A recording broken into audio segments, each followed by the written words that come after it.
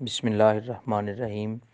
Be A Urdu third semester, G C university ایمز لیا campus کے تمام طلباء و طالبات کو السلام علیکم ورحمۃ اللہ وبرکاتہ۔ ہمارا سبجیکٹ اسلامیات ہے۔ تدوین حدیث سے ریلیٹڈ ہمارا آج کا ٹاپک ہوگا، جس میں ہمارا خصوصی ٹاپک ہوگا تیسری صدی کے اہم محدثین، پہلی سیریز کا، اور انشاءاللہ اگلے لیکچر میں پھر ہم سیکنڈ سیریز شروع کریں گے۔ تو تیسری صدی کے اہم محدثین ہیں، ان میں آپ کے پاس جو آؤٹ لائن دی گئی ہے، کورس آؤٹ لائن، ان میں علی بن المدینی، یحییٰ بن معین، ابو بکر بن ابی شیبہ، ابو زرع رازی، ابو حاتم رازی، محمد بن جریر طبری، ابن خزیمہ، محمد بن سعد، اسحاق بن راہویہ اور امام احمد بن حنبل، یہ 10 نام آتے ہیں۔ عزیز طلبہ، آپ کو پہلا حصہ لازمی سننا پڑے گا، اور آپ کی سہولت کے لیے ان تمام محدثین کے جو تیسری صدی کے اہم محدثین ہیں، وہ سارا میں نے آپ کے لیے پی ڈی ایف میں تیار کیا ہے۔ 10-12 پیج بنتے ہیں، اور اس کے آخر میں کتاب کا ٹائٹل پیج ہے۔ اس ٹائٹل پیج پہ کتاب کا نام اور مصنف کا نام ہے۔ یہ بھی آپ کے لیے موسٹ امپورٹنٹ ہوگا ایگزامینیشن پوائنٹ آف ویو سے۔ اور جو کتابیں میں آپ کو سینڈ کروں گا، ان میں کتاب کا جو مصنف ہوگا، ایم سی کیوز میں ان کا نام پوچھا جا سکتا ہے۔ تو آپ میں سے جتنے بھی ان محدثین کا تعارف اگر سوال آتا ہے، تو یہ یاد رکھیے کہ پہلے 2 جو محدثین ہیں، علی بن المدینی اور یحییٰ بن معین، یہ موسٹ امپورٹنٹ ہیں، کیونکہ اکثر و بیشتر انہی کے حوالے سے ایگزامینیشن میں آ جاتا ہے۔ تو میں کچھ کے تعارف آپ کے سامنے پیش کر دیتا ہوں، اور باقی آپ کے لیے پی ڈی ایف میں اویلیبل ہوگا۔ تو اس کے لیے سب سے پہلی اور موسٹ امپورٹنٹ جو چیز ہے، وہ یہ ہے کہ کچھ چیزیں ایسی ہیں کہ کسی بھی محدث کا تعارف آپ سے وہ پوچھتا ہے، حدیث کے حوالے سے ان کی خدمات کیا تھی، حدیث کے حوالے سے انہوں نے کون سی مشہور کتب لکھی تھی۔ تو یہ کچھ چیزیں ایسی ہیں کہ کسی بھی محدث کا تعارف پوچھے تو وہ چیزیں آپ نے لازمی لکھنی ہیں۔ میں وہ آپ کو کچھ چیزیں بتا دیتا ہوں، تاکہ آپ کے ذہن میں رہیں اور ایگزامینیشن میں آپ ان ساری چیزوں کو لکھیں، جن میں نام سب سے پہلے آتا ہے۔ مثلا علی بن المدینی اس نے آپ کو دے دینا ہے، آپ نے اس کو دیکھنا ہے کہ علی بن المدینی کا نام کیا تھا۔ اچھا، نام کے ساتھ ساتھ ولدیت بھی بعض دفعہ لکھی ہوتی ہے، تو آپ نے ان کے نام کو اور ولدیت کو اچھی طرح سے دیکھنا ہے، یاد کرنا ہے۔ اور اس کے ساتھ ساتھ تاریخ ولادت اور تاریخ وفات، یہ دونوں چیزیں بہت اہمیت کا حامل ہوتی ہیں، خصوصاً ایگزامینیشن پوائنٹ آف ویو سے، کہ یہ جو تاریخ ولادت ہوتی ہے، یعنی پیدا ہونے کی تاریخ، وہ بھی آپ سے ایم سی کیوز میں پوچھ سکتا ہے کسی بھی محدث کی، جو میں نے آپ کو پہلے نام بتائے ہیں۔ اور اس کے ساتھ ساتھ جو تاریخ وفات ہے، کہ ان کی وفات کب ہوئی، وہ بھی آپ سے پوچھ سکتا ہے۔ اور اچھا، یہ یاد رکھیے گا، عموماً ان محدثین کا جو ہم تعارف پڑھ رہے ہیں، عموماً جو ہے ان کی وفات ہجری میں لکھی ہوتی ہے، 240 ہجری، 250 ہجری، 310 ہجری وغیرہ وغیرہ۔ تو وہ جو ہجری میں لکھی ہوتی ہے، اس کو آپ نے اچھی طرح سے یاد کرنا ہے۔ اور اس کے ساتھ کسی بھی محدث کا تعارف آئے تو اس کے اساتذہ اور تلامذہ، اساتذہ استاد ہو گئے، تلامذہ کہتے ہیں شاگردوں کو، کہ ان کے اساتذہ کے بھی نام لکھے ہوتے ہیں، کہ ان محدث نے خود کس کس سے حدیث کا سبق لیا تھا، اور ان کے تلامذہ یعنی شاگرد جب یہ خود محدث بن گئے تھے، حافظ الحدیث ہو چکے تھے، حدیث میں ایک بڑا نام تھا، حدیث میں بڑی خدمت کی تھی، اور بڑی دور دور سے لوگ ان کے پاس آتے تھے، تو کچھ ایسے خاص ہوں گے تلامذہ یعنی شاگرد، ان کے نام بھی تقریباً ہر محدث کے جو تعارف ہے اس میں لکھے ہوتے ہیں۔ اچھا، اس کے ساتھ ساتھ ان کی کتب کا تعارف ہوتا ہے، کہ جس بھی محدث کا آپ دیکھیں گے کہ انہوں نے کون کون سی کتب لکھی ہیں جو مشہور ہوئی ہیں، عوام الناس میں بڑی بڑی پذیرائی ان کو ملی ہے۔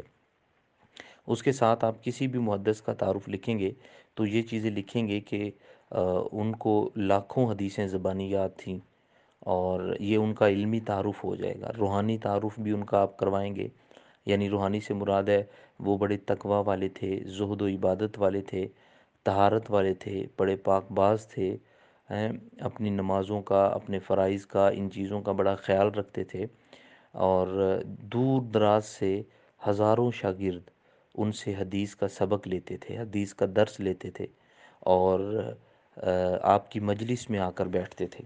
تو یہ ساری وہ چیزیں ہیں جو آپ کے لیے بہت اہمیت کی حامل ہیں۔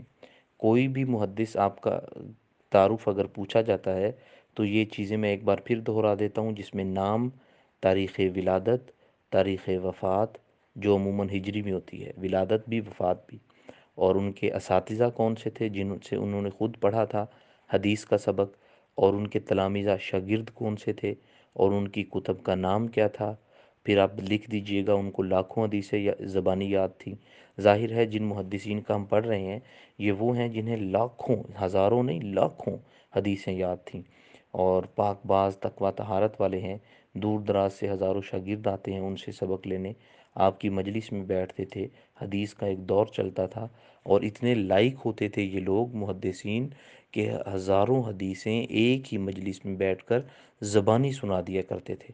اور اگر کوئی یعنی آپ کے سامنے وہی حدیث پڑھتا، آپ کو سناتا، اور کوئی غلطی نکل آتی تو آپ اپنی کتابوں کو کھول کر نہیں دیکھتے تھے یہ محدثین، بلکہ اس کو فوراً وہیں روک دیتے تھے۔ اور ان کا حافظہ اتنا مضبوط تھا، اتنا مضبوط تھا ہر محدث کا، کہ آپ کو اس کو وہیں روک کر اس کو حدیث کی اصلاح کر دیتے تھے کہ حدیث مبارکہ ایسے نہیں بلکہ ایسے تھی، تم نے فلاں چیز اس میں غلط کر دی یا مسٹیک ہو گئی جو بھی۔ تو استاد کا کام بھی یہ ہے کہ اگر شاگرد کوئی غلطی کرتا ہے تو اس کی غلطی کو پوائنٹ آؤٹ کرتے ہیں۔ تو عزیز طلبہ، ہم سب سے پہلے جو محدثین ہیں علی بن المدینی، ان کا تعارف دیکھتے ہیں۔ آپ ممتاز ائمہ حدیث میں سے تھے، اسماء الرجال اور علل حدیث میں خصوصی مہارت رکھتے تھے۔ آپ نے اس ضمن میں بہت زبردست قسم کی کچھ کتابیں جو ہیں وہ بھی تصنیف کی ہیں، وہ میں آپ کو آگے ان کے تعارف میں کتابوں کا بھی بتا دوں گا۔ اس لیے علماء حدیث نے آپ کی بڑی تحسین کی ہے، ماشاءاللہ آپ کی مہارت کی، بصیرت کا بڑا اعتراف کیا ہے۔ آپ کے ایک استاد ہیں سفیان، وہ فرماتے ہیں بخدا جس قدر علم وہ مجھ سے حاصل کرتے تھے اس سے کئی گنا زیادہ میں ان سے حاصل کرتا تھا۔ یعنی یہ ایسے کمال کے محدث تھے کہ ان کے استاد کہتے ہیں کہ بے شک وہ میرا شاگرد ہے، مجھ سے علم حاصل کرتا تھا، لیکن وہ اتنا ذہین، لائق، فطین ریسرچر تھا کہ میں بھی کئی مرتبہ ان سے علم حاصل کرتا تھا۔ اور امام بخاری رحمۃ اللہ علیہ، جنہوں نے صحیح بخاری لکھی ہے، بڑے مشہور و معروف محدث ہیں، فرماتے ہیں کہ علی بن المدینی کے سوا کسی اور کے سامنے مجھے اپنی بے مائگی کا احساس نہیں ہوا۔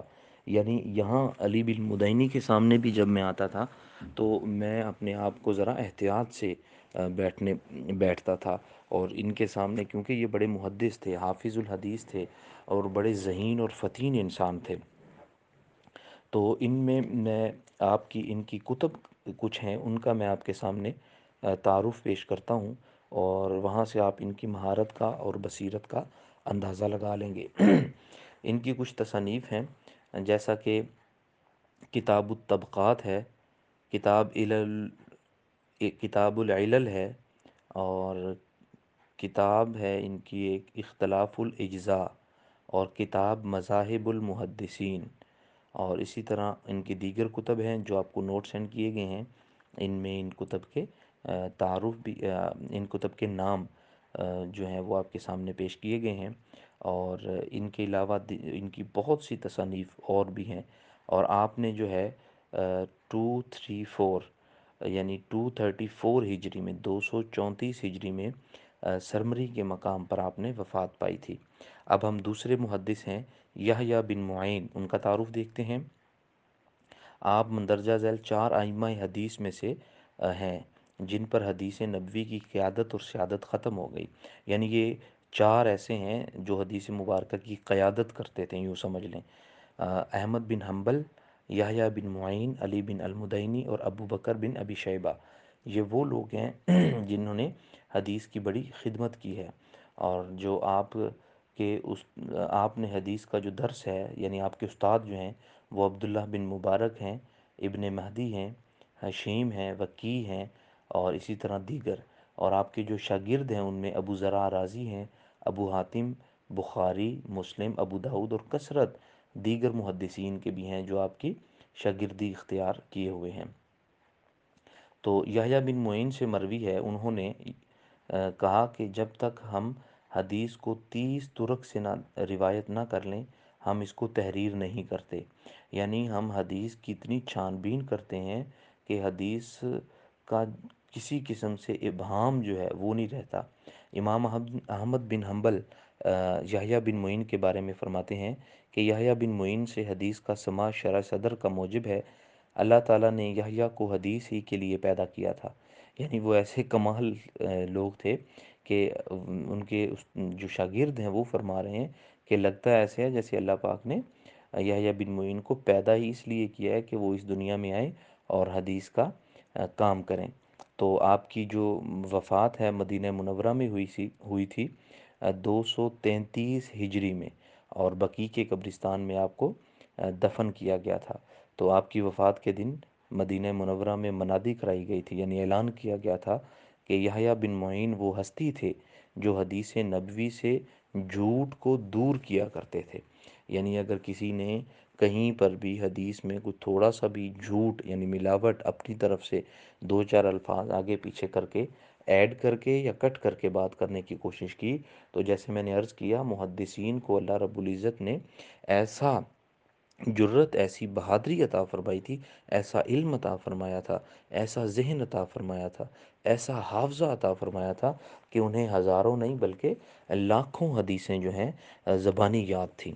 تو اس لیے آپ نے فرمایا کہ یہ وہ تھے، ایسے محدث تھے یحییٰ بن معین کہ حدیث مبارکہ سے ہر قسمی جھوٹ کو رفع دفع فرمایا کرتے تھے۔ اور اگلے ہمارے محدث ہیں ابو بکر بن ابی شیبہ، عبداللہ بن محمد شیبہ کوفی نے یہ اکابر محدثین سے روایت کیا ہے۔ آپ کے جو استاد ہیں یعنی جن سے آپ نے حدیث کا علم لیا ہے، ابو الاحواز عبداللہ بن مبارک، شریک، جریر بن عبد الحمید، وکیع اور اسی طرح دیگر اساتذہ ہیں آپ کے۔ اچھا، شیوخ کا لفظ بھی استعمال ہوتا ہے عزیز طلبہ و طالبات، اور اساتذہ کا بھی استعمال ہوتا ہے۔ تو آپ کے جو شاگرد ہیں ان میں امام بخاری ہیں، امام مسلم ہیں، ابو داود ہیں، ابن ماجہ، نسائی اور احمد بن علی قاضی، ابو بکر بن ابی شیبہ کے بیٹے ہیں ایک، ابو شیبہ ابراہیم، اور احمد بن حنبل اور عبداللہ بن احمد بن حنبل، یہ کافی سارے آپ کے شاگرد ہیں، تلامذہ کہتے ہیں جنہیں۔ ابو بکر بڑے ثقہ حافظ حدیث تھے، آپ کے معاصرین نے آپ کی تحسین اور توصیف کی ہے، تعریف فرمائی ہے۔ ابو عبیدہ، اچھا دیکھیں معاصرین وہ ہوتے ہیں یعنی اگر میں ایک ٹیچر ہوں تو میرے ساتھ اسی ڈپارٹمنٹ میں یا کسی دوسری یونیورسٹی میں میرے مقابلے کا جو ٹیچر ہوگا، آج کا دور ایسا ہے کہ لوگ ایک دوسرے سے علم کے حوالے سے جو ہے حسد کرتے ہیں، تکبر کرتے ہیں۔ اگر کسی کا نام شہر میں، ضلع میں، پاکستان میں کہیں بھی گونج جائے، اس کے نام کے ڈنکے بجنے لگیں، تو آپس میں جو ہے اختلاف شروع ہو جاتا ہے، علماء کا ہو یا عام لوگوں کا ہو، چاہے کمپیوٹر کا ٹیچر ہو، کوئی کمپیوٹر میں نام بنا لے، کوئی بایو میں بنا لے، کوئی سائنس میں، آرٹس میں، میتھ میں، کسی چیز میں بھی اس کا نام ہو، ہر لوگ کوئی کہے کہ یار وہ بڑا کمال ہے، تو جو اس کے مقابلے کے ہوں گے وہ خود اس کو مانیں گے نہیں بلکہ کیڑے نکالیں گے، یعنی یہ ایک حسد کی کیفیت ہے۔ لیکن ابو بکر بن ابی شیبہ ایسے کمال کے تھے کہ ان کے اس دور کے جو لوگ تھے حدیث اکٹھی کرتے تھے، ان کے اندر نہ حسد کا شائبہ پایا جاتا تھا، نہ تکبر کا پایا جاتا تھا، بلکہ جس میں جو بھی اچھا ہوتا اسے تحسین داد دیتے، توصیف کرتے اس کی نا۔ تو اسی طرح ابو عبیدہ قاسم بن سلام، یہ آپ کے ہم عصر ہیں، وہ فرماتے ہیں کہ 4 علماء کی ذات پر علم حدیث ختم ہو جائے گا، ختم ہو گیا۔ ابو بکر ترک حدیث کے ماہر تھے، احمد بن حنبل عظیم فقیہ تھے، اور یحییٰ بن معین جامع عالم ہیں، اور علی بن المدینی سب سے بڑھ کر فاضل ہیں، یعنی انہوں نے ابو بکر بن ابی شیبہ کی بہت تعریف فرمائی ہے۔ تو صالح بن محمد ابو بکر بن ابی شیبہ سے متعلق فرماتے ہیں کہ علل حدیث کے سب سے بڑھ کر ماہر ابن المدینی تھے ہیں، راویوں کے اسماء میں غلطیوں کو پہچاننے والے یحییٰ بن معین ہیں، اور سب سے بڑھ کر حافظ حدیث ابو بکر بن ابی شیبہ ہیں۔ حافظ حدیث انہیں کہا، حافظ یعنی حدیث کے بھی حفظ کرنے والے تھے۔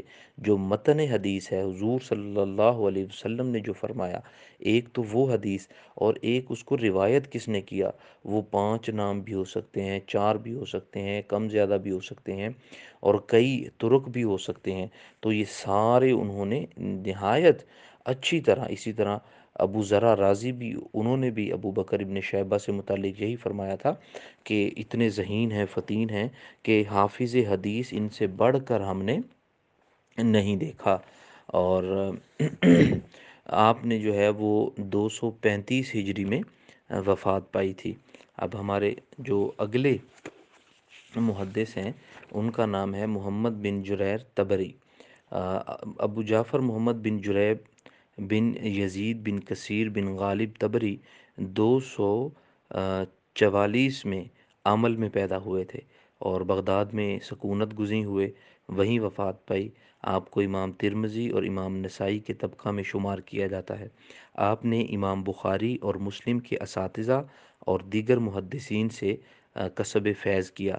آپ کے جو تلامذہ شاگرد ہیں ان میں امام احمد بن کامل اور محمد بن عبداللہ شافی اور مخلد بن جعفر کے اسماء گرامی جو ہیں یہ قابل ذکر ہیں۔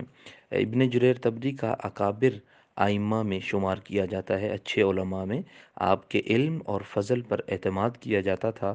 آپ کتاب اللہ کے حافظ تھے، یعنی قرآن کریم کے بھی حافظ تھے۔ ماہر قرات کرتے تھے، یعنی بہت اچھے قاری بھی تھے، آواز بھی بہت پیاری تھی۔ اس کے معنی اور مطالب کے رازداں تھے۔ عظیم فقی، ترک حدیث سے آگاہ تھے۔ احادیث صحیحہ اور سقیمہ اور ناسخ منسوخ سے باخبر، اقوال صحابہ اور تابعین سے آشنا، ہر چیز کی ماشاءاللہ انہیں بڑی زبردست قسم کی سمجھ تھی۔ اسی طرح ابو حامد ہیں، ایک ابن جریر کے بارے میں فرما رہے ہیں، اگر کوئی شخص تفسیر ابن جریر حاصل کرنے کے لیے چین بھی جائے تو یہ کچھ زیادہ سفر نہیں۔ یعنی وہ ایسے کمال کے شخص ہیں محمد بن جریر تبری، اگر ان سے حدیث لینے کے لیے جو انہوں نے بیان فرمایا ہے، جو کتاب لکھی ہے، اگر کوئی شخص سمندر پار بھی چلا جائے اور کئی سمندر بھی چلا جائے تو وہ یوں سمجھے کہ انہوں نے، اس شخص نے کوئی سفر نہیں کیا۔ کیوں؟ کیونکہ اس نے اتنے زبردست چیزیں لی ہیں کہ اگر ایسی زبردست چیزیں لینے کے لیے 10 چکر بھی لگیں تو کوئی فرق نہیں پڑتا۔ امام تبری نے تہذیب الاثار نامی کتاب بھی بلکہ محمد بن جریر تبری نے تہذیب الاثار نامی کتاب بھی تصنیف کی تھی، مگر اس کی تکمیل نہ کر سکے۔ تو ان کی جو وفات ہے وہ امام تبری، محمد بن جریر تبری 310 ہجری میں آپ کی جو ہے وفات ہوئی ہے، اس دار فانی سے آپ کوچ فرما گئے تھے۔ تو اسی طرح اگلے ہمارے محدث ہیں ابن خزیمہ، محمد بن اسحاق ابو بکر بن خزیمہ نیشاپوری، حدیث نبوی کے امام الائمہ تھے۔ اب پورا نام ان کا آ گیا محمد بن اسحاق ابو بکر بن خزیمہ۔ تحصیل حدیث میں بغداد، بصرہ، کوفہ، شام، جزیرہ مصر اور ان علاقوں میں آپ گھومے پھرے، محدثین سے ملے، اساتذہ سے ملے، حافظ الحدیث لوگ ان سے ملے، اور وہاں سے آپ نے حدیثیں سنی۔ ان میں اسحاق بن راہوے، محمد بن حمید بہت مشہور ہیں، یعنی یہ آپ کے اس اساتذہ میں ہیں، مگر ابن خزیمہ نے ان دونوں سے حدیثیں سن کر آگے روایت نہیں کی تھی، اس لیے کہ وہ بچپن میں سنی تھی۔ وہ جب بڑے ہوئے تو انہوں نے سمجھا کہ کہیں ایسا نہ ہو کہ مجھ سے غلطی ہو گئی ہو، یعنی بچے تھے اس وقت جب سنی تھی، تو احتیاط انہوں نے کی۔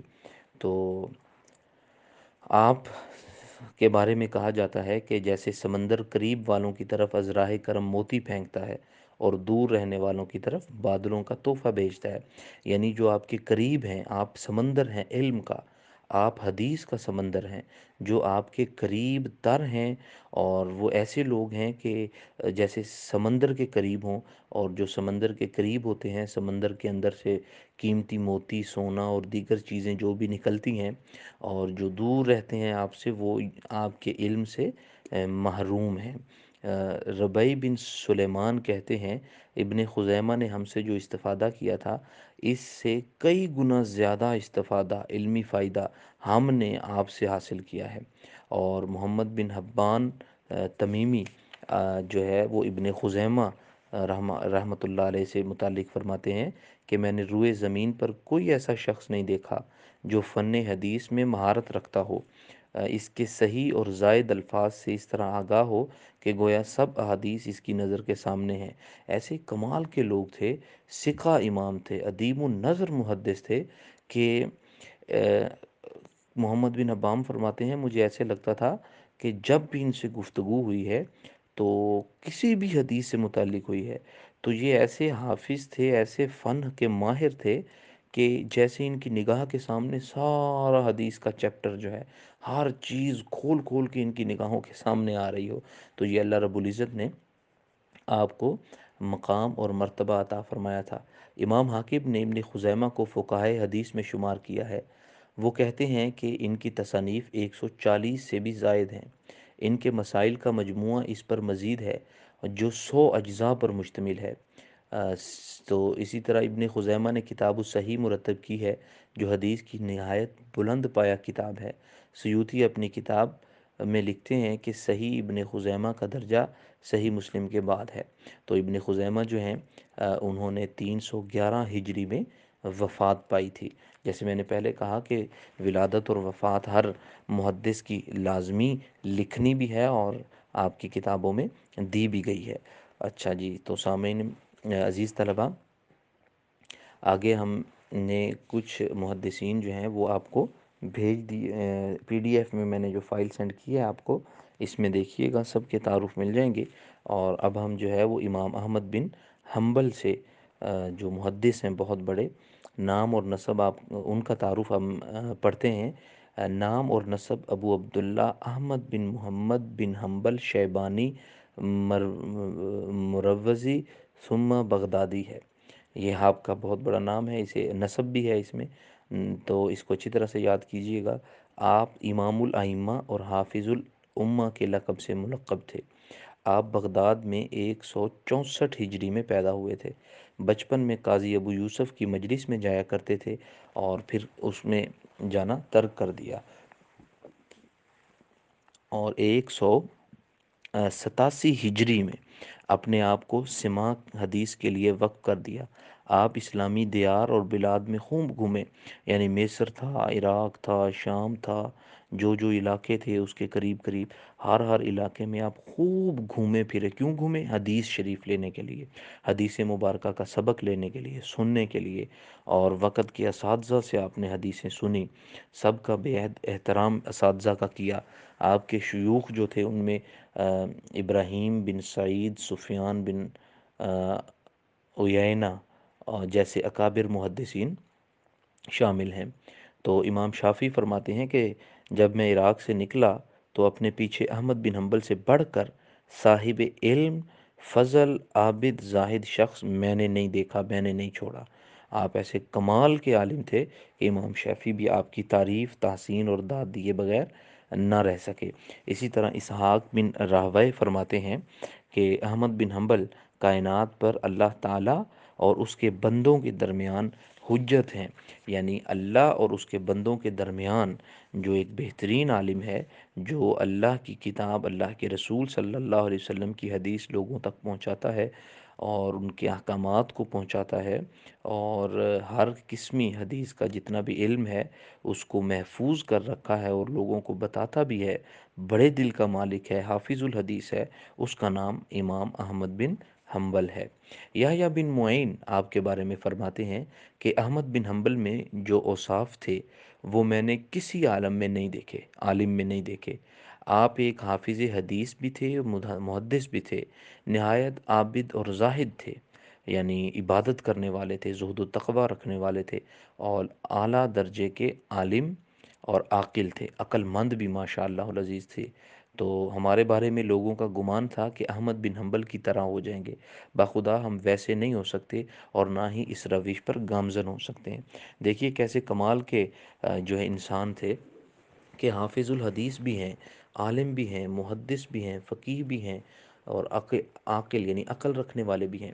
اچھا، یہ تو سارے کام الگ ہو گئے، ان کے ساتھ ساتھ راتوں کو اپنے رب سے ملاقات کے لیے جائے نماز پر بھی بیٹھے رہتے، تسبیحات بھی کرتے، تقوی اور طہارت بھی آپ کا کمال تھا ماشاءاللہ۔ اور اسی طرح امام علی بن مدینی فرماتے ہیں کہ دین اسلام میں امام احمد بن حنبل جیسی استقامت کسی شخص نے نہیں دکھائی۔ استقامت ایسی تھی کہ بہت سے مشکلات کے پہاڑ ٹوٹے، لیکن آپ نے کبھی بھی ہار نہیں مانی۔ اللہ اور اس کے رسول صلی اللہ علیہ وسلم کا کام تھا، وہ کرتے چلے گئے۔ تو جب علی بن مدینی کا یہ قول مشہور جو ایک لغوی تھے ابو عبید قاسم بن سلام کو معلوم ہوا، تو انہوں نے کہا علی بن مدینی نے ٹھیک کہا ہے۔ جب حضرت ابو بکر صدیق رضی اللہ تعالیٰ عنہ نے مرتدین کا مقابلہ کیا تو ان کے مددگار موجود تھے، مگر احمد بن حنبل کا ساتھ دینے والا اور کوئی نہ تھا۔ میری دانست میں مسلمانوں میں احمد بن حنبل جیسا شخص ہی موجود نہیں ہے۔ تو اللہ رب العزت تمام محدثین کے درجات کو بلند فرمائے۔ امام احمد بغداد میں 241 ہجری میں وفات پائی، انہوں نے بغداد میں 241 ہجری میں، جبکہ سب علماء آپ کے ثناء اور مدح کرنے والے تھے۔ تو دعا ہے اللہ رب العزت ان تمام محدثین کی قبروں پر کروڑوں رحمتوں کا نزول فرمائے، جنہوں نے حدیث مبارکہ کے لیے دن رات ایک کی سمندر پار کر کر کے دوسری جگہ پر دوسری جگہوں کے سفر کیے، پہاڑوں کو پار کیا، جو صحرا تھے ان میں گئے، اور پوری زندگیاں اپنی صرف حدیث کے لیے وقف کر دیں، اللہ کے لیے وقف کر دی، اللہ کے رسول صلی اللہ علیہ وآلہ وسلم کے لیے وقف کر دیں، اپنے جبینوں کو ہمیشہ سجدوں میں رکھا، اور علم حدیث پڑھتے رہے، پڑھاتے رہے، لوگوں کو سکھاتے رہے۔ اگر کسی نے علم حدیث میں اضافہ کیا، علم حدیث میں کمی کی، تو اسے فوراً پکڑا، اور اس وقت انہوں نے حدیث کا کام کر کے محفوظ کیا۔ وہ چلتا آیا اور چلتا آیا، آج ہمارے پاس بہترین کتابی شکلوں میں موجود ہے۔ یہ سب ان محدثین کی بدولت ہے، یہ سب ان محدثین کی مہربانیوں کی بدولت ہے، مشقتوں کی بدولت ہے، تکلیفوں کی بدولت ہے، علم کی بدولت ہے۔ لہٰذا ہم دعا گو ہیں اللہ رب العزت ان محدثین پر کے درجات بلند فرمائے، اور آپ کو بھی علم حدیث کے ساتھ شغف اختیار کرنے والا بنائے، اور آپ کو یہ جو بھی آج ہم نے ٹاپک پڑھا ہے اسے اچھی طرح یاد کرنے کی توفیق عطا فرمائے۔ تو عزیز طلبہ، ایک بار پھر بتا دوں کہ میں نے آپ کے پاس یہ اس کے کچھ نوٹس بھی سینڈ کیے ہیں، اور پی ڈی ایف میں آئیں گے آپ کے پاس۔ تو یہ اسی لیکچر سے ریلیٹڈ نوٹس ہیں، موسٹ امپورٹنٹ ہیں، پہلے دو محدث، تو کائنڈلی ان کو لازمی سنیے گا۔ فی امان اللہ، سدا خوش رہیے۔ اللہ حافظ۔ السلام علیکم ورحمۃ اللہ وبرکاتہ۔